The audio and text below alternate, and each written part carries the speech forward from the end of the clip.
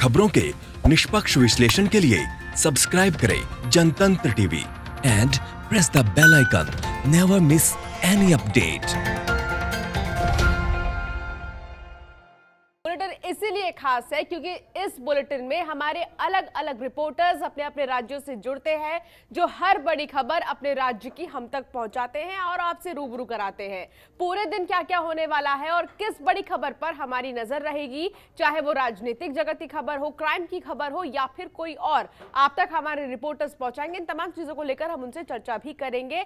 क्या हालात है, क्या हो रहा है राज्य में, इन सब मामलों की जानकारी हमारे रिपोर्टर्स आप तक पहुंचाएंगे। तो सीधे आपको लिए चलते हैं हमारे रिपोर्टर्स के पास। इस वक्त 4 रिपोर्टर्स हमारे जुड़ गए हैं अलग अलग राज्यों से। छत्तीसगढ़ से प्रशांत द्विवेदी हमारे साथ, हमारे संवाददाता जुड़ गए हैं। बिहार से रेजिडेंट एडिटर श्रीकांत प्रत्यूष, तो वहीं राजस्थान से अरविंद पालावत और साथ ही साथ संदीप भाटी हमारे साथ जुड़ गए हैं, जो दिल्ली की हर बड़ी खबर आप तक पहुंचाएंगे। तो सबसे पहले प्रशांत, क्या बड़ी खबरें छत्तीसगढ़ की हैं, आप जरूर बताएं। और फिलहाल जिस तरीके से हम देख रहे थे कि कल अजीत जोगी का निधन हो गया है, उसको लेकर तमाम नेताओं ने श्रद्धांजलि अर्पित की है, क्या जानकारी मिल रही है? देखिए, छत्तीसगढ़ में आज मौसम ने अपना मिजाज बदला है। वहीं अजीत जोगी के निधन के बाद पूरा मौसम और लोग भी शोकाकुल में डूबे हुए हैं। जिस तरह से 74 साल की उम्र में कल उनका निजी अस्पताल में निधन हुआ, उसकी वजह से देश के जगह जगह उनके चाहने वाले और उनके साथ काम करने वाले उन्होंने अपने तरीके से शोक संवेदना प्रकट की है। अगर हम बात करें तो आज उनका पूरे राजकीय सम्मान के साथ उनके अपने गांव गोरिल्ला में उनका अंतिम संस्कार किया जाएगा पूरे रीति रिवाज के साथ। इसके अलावा बिलासपुर के मरवाही सदन में भी उनके अंतिम दर्शन के लिए रखा जाएगा। देखिए, दरअसल रमेश बैस जो यहाँ के रायपुर से 7 बार से लोकसभा सांसद पहले रह चुके हैं, अब त्रिपुरा के राज्यपाल हैं, उन्होंने भी अजीत जोगी के निधन पर गहरा शोक प्रकट किया है। इसके अलावा मध्य प्रदेश की बात करें या यहाँ की राज्यपाल हंसुइया उइके की बात करें, पूर्व मुख्यमंत्री, तो सभी ने अपने तरीके से शोक संवेदना प्रकट की है। दरअसल अजीत जोगी लंबे समय से बीमार चल रहे थे, 20 दिन से, और उनका डॉक्टरों के द्वारा तमाम तरह की कोशिश के बावजूद भी उनकी अंतिम सांसें उन्होंने अपनी अंतिम सांस ली। वही दूसरी ओर अगर हम कोरोना की बात करें, अंशिका, तो छत्तीसगढ़ के अंदर पहला कोरोना पीड़ित युवक की मौत हुई है, जिसकी उम्र 37 साल थी, जो वीरगांव नगर निगम का रहने वाला था। तो अपने आप में एक चिंता का विषय है। दूसरी ओर अगर हम बात करें तो मजदूरों को लेकर सियासत की बात है, तो वो भी थमने का नाम नहीं ले रहा है। लगातार सियासत अपने चरम पर है। हर क्वारंटीन सेंटर में लगातार विवाद हो रहे हैं और मजदूरों के साथ अव्यवस्थाओं का आलम है, जिसकी वजह से कई जगह मारपीट, तो कई जगह आत्महत्या करने जैसी बात भी सामने आ रही है। वहीं दूसरी ओर जो सरकार के अंदर 30% कटौती की बात की जा रही थी, वो पूरी तरह से यहाँ के कृषि मंत्री रविंद्र चौबे ने उसको खारिज कर दिया। उनके मुताबिक जो तमाम सार्वजनिक काम होते थे या जो ट्रांसफर प्रमोशन या वित्तीय चीज को लेकर थे, उसकी कटौती की बात हुई थी। तो जी प्रशांत, आपकी आवाज हम तक ठीक से नहीं पहुंच पा रही है, दोबारा मैं संपर्क साधने की कोशिश करूंगी। बहुत महत्वपूर्ण जानकारी आपने हम तक पहुंचाया। और अब सीधा रुख करेंगे संदीप भाटी का, हमारे रिपोर्टर हमारे साथ बने हैं, जो दिल्ली की हर बड़ी खबर आप बताएंगे। संदीप, क्या बड़ी खबरें हैं दिल्ली की? जी अंशिका, सबसे पहले शुरुआत करें कोरोना आंकड़े से। तो अगर आज का जो कोरोना आंकड़ा है वो बहुत ज़्यादा गंभीर है, क्योंकि कहीं ना कहीं ये जो आंकड़ा है वो 1100 पार कर चुका है।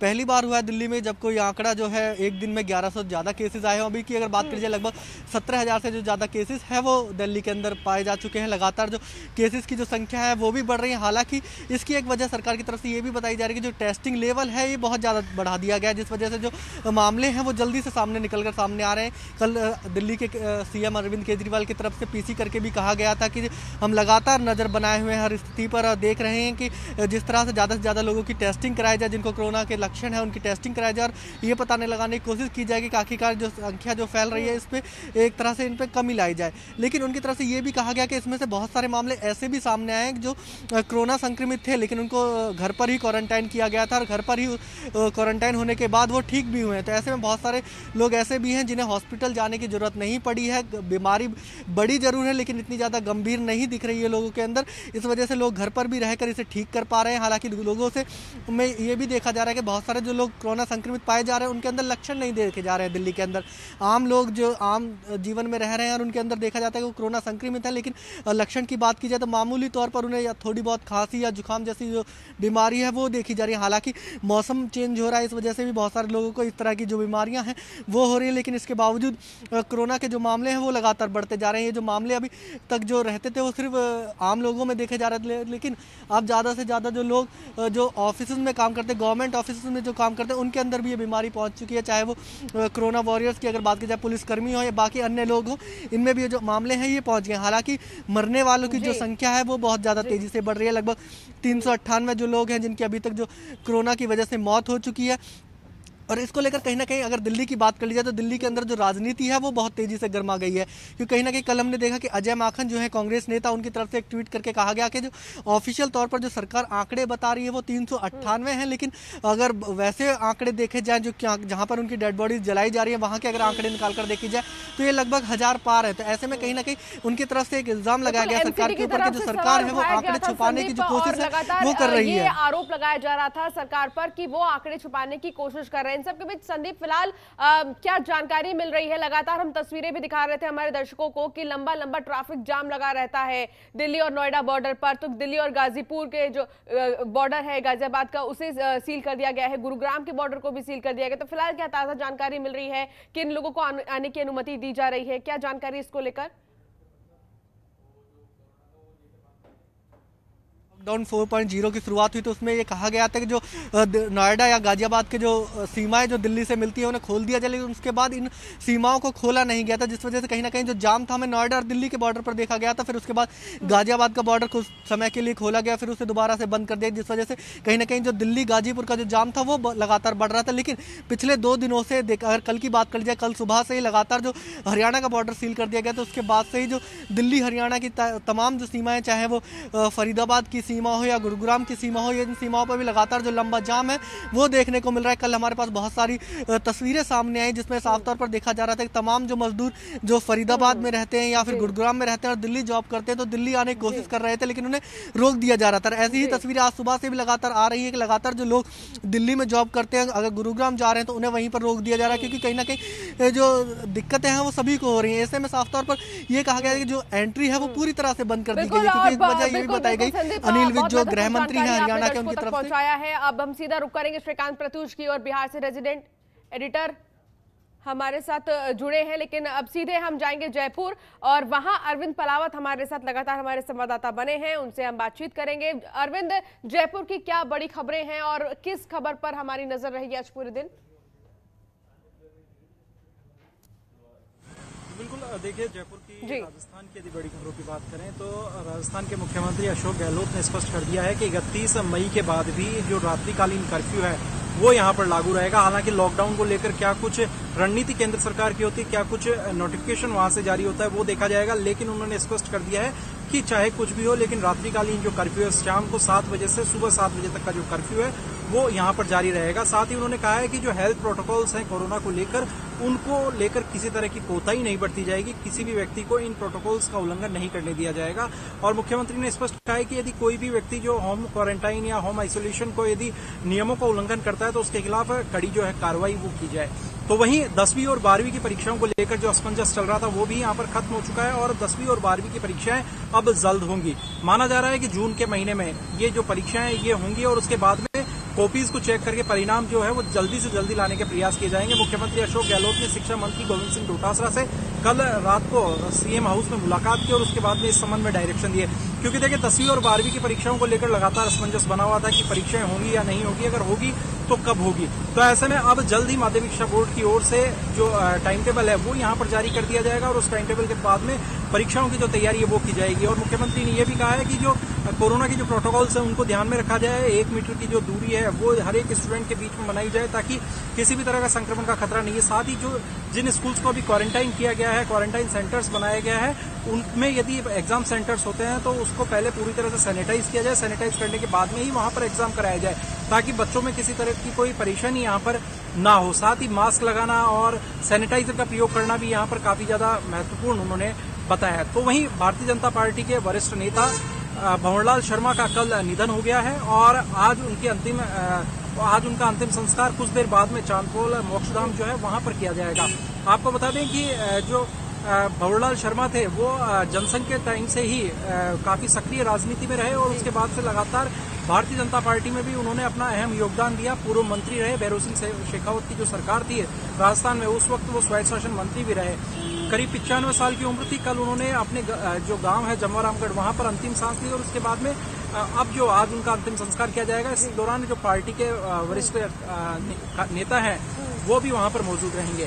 तो वहीं यदि बात करें कोरोना को लेकर तो देखिए कोरोना का जो संक्रमण है वो लगातार राजस्थान में बढ़ रहा है। 298 केसेज यहाँ पर कल मिले हैं और देर रात तक की जो रिपोर्ट है उसमें 298 लोगों की पुष्टि हुई है और कुछ देर बाद में जो मॉर्निंग रिपोर्ट आएगी उसमें पता चलेगा कि आज पिछले 12 घंटे में कितने पॉजिटिव यहाँ पर सामने आए। लेकिन 8,362 का जो आंकड़ा है वो यहाँ पर हो चुका है और इनमें यदि एक्टिव केसेस की बात करते हैं तो 2,937 एक्टिव केसेस हैं। अब तक 184 लोगों की राजस्थान में कोरोना से मौत हुई है। हालांकि एक राहत की बात ये कहा जा सकता है कि जिस तरह से एक्टिव केसेस की संख्या जो है उसको नियंत्रित किया गया है, क्योंकि जो लोग पॉजिटिव थे उनका अब नेगेटिव आने का सिलसिला है वो काफी तेजी से बढ़ रहा है और अब तक 5,244 की कोरोना पॉजिटिव से रिपोर्ट जो है वो कोरोना नेगेटिव आ चुके हैं। इनमें से 4553 को अब हॉस्पिटल से डिस्चार्ज कर दिया गया। हालांकि एक गंभीर बात जयपुर में अभी राजस्थान में है। अरविंद, बहुत महत्वपूर्ण जानकारी आप दर्शक और चलिए ब्रेक के बाद एक बार फिर आपका स्वागत है। तमाम रिपोर्टर्स अलग अलग जगह हमारे साथ बने हुए हैं और हर बड़ी खबर अपने राज्य की आप तक पहुंचा रहे हैं। कोरोना से जुड़ी हो चाहे वो खबर, चाहे वो राजनीतिक जगत से जुड़ी हो,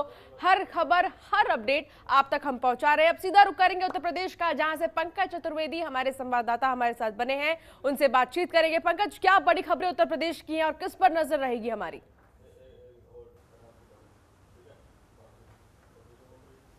अंशिका, देखिए मौसम वैज्ञानिकों ने उत्तर प्रदेश में 4 दिन तक मौसम खराब होने की आशंका जताई है। अगले 4 दिनों तक आंधी और बारिश का जो सिलसिला है वो जारी रहेगा। आगरा में भारी बारिश के साथ साथ तेज हवाओं की वजह से जो ताजमहल है वो क्षतिग्रस्त हुआ है, नुकसान पहुंचा है। जो उसके आसपास पेड़ थे उनको नुकसान पहुंचा है। पहली बार ऐसा हुआ है जब ताज को आंधी की वजह से नुकसान हुआ है।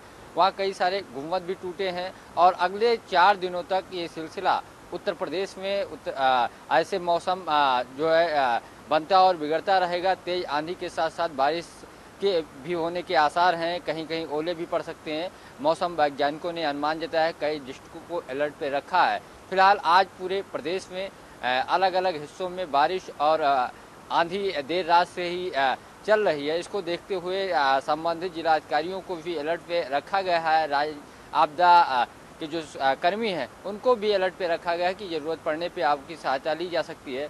दूसरी तरफ कोरोना के जो मामले हैं वो लगातार बढ़ते जा रहे हैं। अब तक 7500 से ज़्यादा मामले कोरोना के सामने आए हैं। हालांकि रिकवरी रेट उत्तर प्रदेश की बेहतर है। साथ साथ जितने भी अब जो पॉजिटिव केस बचे हैं, जो एक्टिव हैं, उनमें सबसे ज़्यादा जो प्रवासी मजदूर आ रहे हैं उसको लेकर के, ऐसे में उन जो प्रवासी मजदूर आ रहे हैं उनकी टेस्टिंग के साथ साथ उनके अगर लक्षण दिख रहे हैं तो तत्काल उनको क्वारंटाइन करने का निर्देश भी दिया गया है। मुख्यमंत्री अभी थोड़ी देर पहले बाद वर्तमान हालात की समीक्षा करने जा रहे हैं। अपने आवास पे कई सारे सीनियर अधिकारी जो 11 कमेटी है उसके अध्यक्ष होंगे।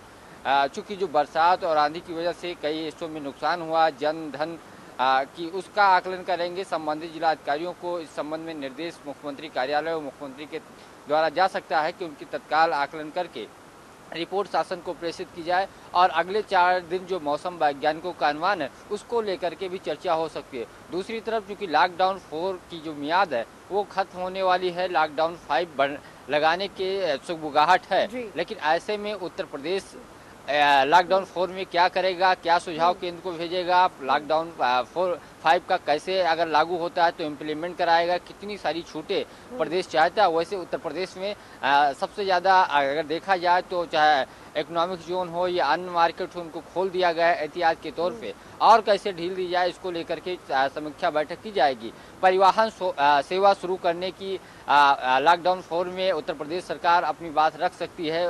लॉकडाउन 4 में ही चलाने की निर्णय लेने जा रही थी, लेकिन कुछ कारणों से रोक दिया गया था। लॉकडाउन 4 में जो है परिवहन सेवाओं को शुरू किया जा सकता है। दूसरी तरफ जो धार्मिक स्थल हैं, मंदिर मस्जिद, इसको लेकर के भी उत्तर प्रदेश में अब आवाज़ उठने लगी है। चाहे मुस्लिम धर्मगुरु हों या हिंदू धर्मगुरु हों, पुजारियों ने भी इस संबंध में मुख्यमंत्री से अनुरोध किया है कि इनको भी सोशल डिस्टेंसिंग के आधार पर जो गाइडलाइन है उसका पालन कराते हुए तत्काल खोला जाए, क्योंकि कई जगह मंदिरों में दिक्कत आ रही है, जहां बड़े स्तर पर मंदिर में जो सेवक हैं, पुजारी हैं, उनकी जो आर्थिक स्थिति चूँकि अब चढ़ावा या मंदिर बंद है, ऐसे में उनको खाने पीने की दिक्कत हो रही। इन सब को लेकर के भी लॉकडाउन 5 को लेकर के उत्तर प्रदेश के जो सुझाव होंगे, इन सब चीज़ों को कैसे बहाली फिर से आर्थिक व्यवस्था को पटरी पे लाया जाए, इस संबंध में बैठक होगी। दूसरी तरफ मुख्यमंत्री ने जब कल कई सारे औद्योगिक घरानों से जब MOU पे साइन किया था, तो 11,000 लोगों को रोजगार देने का एक रास्ता साफ हुआ था जो कल MOU हुआ था। तो उत्तर प्रदेश लगातार फोकस कर रही, जो प्रवासी मजदूर जो उत्तर प्रदेश के निवासी वापस आ रहे हैं, उनको यूपी में ही रोजगार मिले, उसके लिए हर संभव कदम सरकार उठा रही है। हालांकि सबसे बड़ा टारगेट रोजगार देने का नरेगा है, लेकिन नरेगा में एक साल में 100 दिन रोजगार पाने के बाद क्या उनके परिवार की आर्थिक स्थिति, उनके परिवार का रहन सहन उतने में हो पाएगा, ये एक बड़ा सवाल है। चूँकि सरकार का दावा है कि 30 लाख से ज़्यादा नरेगा में अब तक रोजगार दे चुकी है, लेकिन क्या उस 200 से के आसपास जो रुपए मिलते हैं उसमें उन परिवारों का गुजर बसर हो पाएगा, ये भी सरकार को सोचना होगा। इसका बिल्कुल, ये अहम खबरें उत्तर प्रदेश की थी जो पंकज ने आप तक पहुंचाई हैं, और इसी के साथ लगातार अरविंद पलावत भी हमारे साथ बने हैं राजस्थान से, उनसे भी बातचीत करेंगे।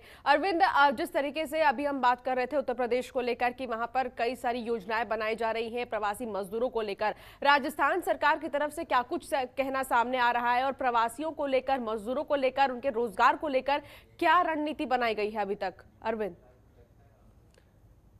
अरविंद से हमारा संपर्क नहीं हो पा रहा, हम संदीप के पास चलेंगे। संदीप लगातार हमारे साथ बने हैं। संदीप, जिस तरीके से हम बातचीत कर रहे हैं लगातार, उत्तर प्रदेश हो, चाहे वो बिहार हो, चाहे वो राजस्थान हो या कोई अन्य राज्य, हर जगह प्रवासी मजदूरों को लेकर योजनाएं बनाई जा रही हैं और कई सारे ऐसे ऐलान हैं जो सरकार की तरफ से किए जा रहे हैं। फिलहाल दिल्ली की अगर हम बात करें तो सबसे ज्यादा मजदूर यहीं से निकले हैं और कई सारे ऐसे मजदूर हैं जो आए भी हैं। तो फिलहाल उनके रोजगार को लेकर सरकार की क्या स्ट्रेटेजी है, क्या प्लानिंग है, उसको लेकर क्या जानकारी मिल रही है? और हाल ही में टिड्डियों को लेकर भी कई सारी खबरें सामने आई थी दिल्ली से, क्या जानकारी मिल रही है?